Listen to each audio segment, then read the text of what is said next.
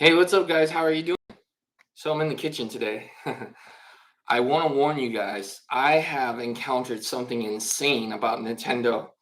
I literally called Nintendo on customer service and I said, hey, why can't I play my Switch OLED and my Switch version 2 on virtual game card? Do you know what they told me? They said, oh, we didn't rely on customers actually having older Switches, only the Switch 2. So if you didn't know, I bought two for two Switch 2s. And the problem is I made both Switch 2s the primary and secondary. Well, there's nothing, no possible way that you could have a Switch 2 primary and secondary and have a Switch OLED and Switch version 2 primary and secondary. It doesn't exist. So potentially what that means is you would have to make a whole new account just to have your Switch OLED and your Switch version 2 or whatever other switches you want to link to become primary and secondary. So the whole idea of the Switch 2 is Nintendo doesn't think you're going to keep your old Switches. That's probably why they even did the system transfer in the first place. Because if you did the system transfer, it will reformat your Switch. It'll delete everything. Well, I said, no, I don't want to do a system transfer. I still want to use my Switch. You can't use your Switch anymore.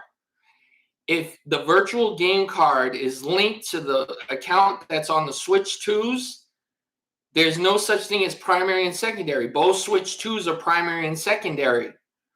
So your Switch OLED and your Switch version 2 and your Switch Lite and your Switch version 1 is not going to load the virtual game cards.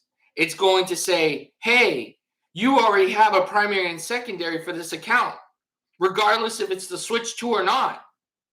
Instead of the Switch 2 being its own game system, they decided to integrate it into the Switch family. Well, because Nintendo's integrated it to the Switch family, once you have a primary and secondary Switch 2, your other Switches are useless digitally.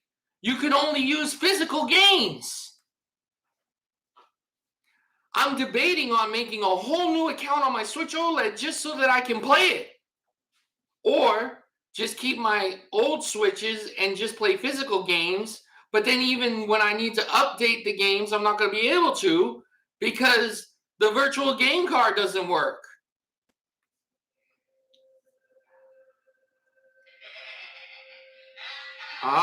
Why did you have to call?